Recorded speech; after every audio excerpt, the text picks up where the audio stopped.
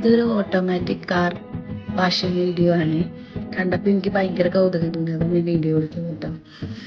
അപ്പോൾ ഇത് okay ക്യുവൈറ്റിൻ്റെ petrol പമ്പാണ്. അവിടെയാണ് ഈ ഫെസിലിറ്റി ഉള്ളത്. സാധാരണ നമുക്ക് ഇവിടെ അപ്പാർട്ട്മെൻറ്റിൽ താമസിക്കുന്നവരൊക്കെ പെട്രോൾ പമ്പിൽ കൊണ്ടുവന്നിട്ടാണ് കേട്ടോ കാർ വാഷ് ചെയ്യാറ്.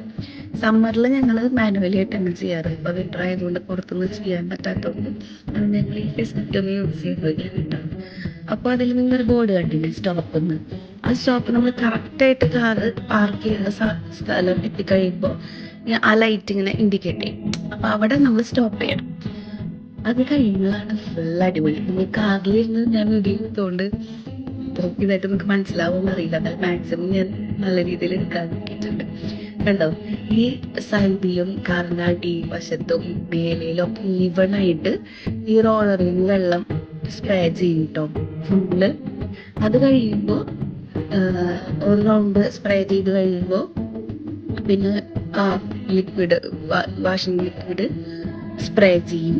അത് കഴിയുമ്പോൾ ലൈറ്റായിട്ട് വീണ്ടും വെള്ളം സ്പ്രേ ചെയ്യും.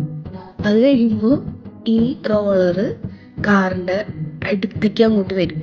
എന്നിട്ട് ഫുള്ള് കാറിനെ റബ്ബ് ചെയ്ത് ഉരുണ്ട് ബാക്കിക്ക് പോകും, റബ്ബ് ചെയ്ത് ഉരുണ്ട് ഫ്രണ്ടിലേക്ക് വരും.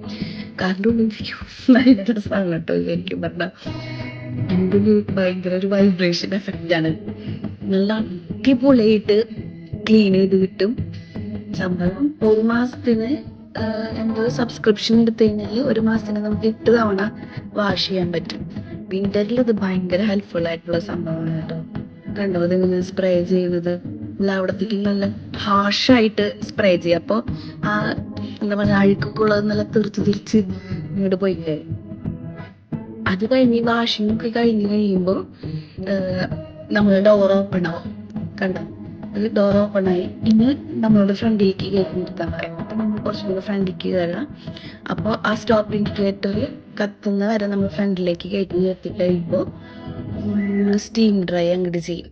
ഒരു 80% വാട്ടർ പോവുള്ളൂ. പിന്നെ നമ്മൾ പുറത്തേക്ക് ഇറങ്ങി വീണ്ടും സ്നോ ആണല്ലോ, അതുകൊണ്ട് പിന്നെ ഫുള്ള് ഡ്രൈ ആവില്ല. എന്നാലും ഒരു 80% വാക്വം ഡ്രൈ ആണ് കേട്ടോ. കണ്ടോ വെള്ളം ഇങ്ങനെ ഇഴുകി പോണത്. അങ്ങനെ ഡ്രൈ ചെയ്തിട്ട് ഒരു 10 മിനിറ്റിനുള്ളിൽ നമ്മുടെ കാർ വാഷിംഗ് പരിപാടി കഴിയും. അല്ലെങ്കിൽ ഞങ്ങൾ മാനുവലി കാർ വാഷ് ചെയ്യണമെങ്കിൽ ചുരുങ്ങിയതൊരു 1/4 മണിക്കൂർ എന്തായാലും എടുക്കും. ഫുള്ള് തുടച്ചൊക്കെ വൈറ്റ് ആയതുകൊണ്ട് നമുക്ക് ഇങ്ങനെ അഴുക്കായി കിടക്കണമെന്ന് നമുക്ക് അത്ര സഹിക്കില്ല. പിന്നെ ഈ റോട്ടിൽ അവർ സ്നോ മെൽറ്റ് ആവാൻ വേണ്ടിയിട്ട് ഉപ്പ് വിതറിപ്പോകുന്നതുകൊണ്ട് നമ്മുടെ കാറുമ്മേക്ക് ഇങ്ങനെ ഉപ്പ് ഇങ്ങനെ കട്ട പിടിച്ച് പിന്നെ നമുക്കത് ഭയങ്കര പ്രശ്നമാണ് ഫ്യൂച്ചറിൽ. അതുകൊണ്ട് നമ്മൾ കാർ വാഷ് ചെയ്യുന്നതാണ് എപ്പോഴും നല്ലത്. അപ്പോൾ ഇതാകുമ്പോൾ നമുക്ക് അടിഭാഗമൊക്കെ നമ്മൾ കാർ വാഷ് ചെയ്യുമ്പോൾ നമുക്ക് അടിഭാഗമൊന്നും കഴുകാൻ പറ്റില്ലല്ലോ. അപ്പോൾ ഇത് ഭയങ്കര അടിപൊളിയാണ്. അപ്പോൾ ഇതിൻ്റെ ഉള്ളിലേക്ക് കയറുന്നതിന് മുമ്പ് തന്നെ ഗൂഗിൾ എക്സ്ട്രാ ഉള്ള സ്നോ ഒക്കെ തട്ടിക്കളഞ്ഞിട്ടുണ്ടായിരുന്നു കേട്ടോ. കാറിൻ്റെ ടയറിൻ്റെ സൈഡിലുണ്ടായിരുന്ന സ്നോ ഒക്കെ തട്ടിക്കളഞ്ഞിട്ടാണ് ഇതിനുള്ളിൽ കയറ്റിയത്. അതുകൊണ്ട് തന്നെ നല്ല ക്ലീനായിട്ട് കിട്ടിയിട്ടുണ്ടായിരുന്നു കേട്ടോ. അപ്പോൾ ഇങ്ങനൊരു സെറ്റപ്പ് നാട്ടിലുണ്ടാവും എനിക്കറിയില്ല. ചിലപ്പോൾ എല്ലാവരും കണ്ടിട്ടുണ്ടാവും, ചെയ്തിട്ടുണ്ടാവും. എനിക്കിത് ആദ്യത്തെ ഒരു എക്സ്പീരിയൻസ് ആയിരുന്നു കേട്ടോ. അതുകൊണ്ടാണ് ഞാൻ വീഡിയോ എടുത്തത്. അപ്പോൾ ഈ കൊച്ചു വീഡിയോ എല്ലാവർക്കും ഇഷ്ടമായെന്ന് വിചാരിക്കും.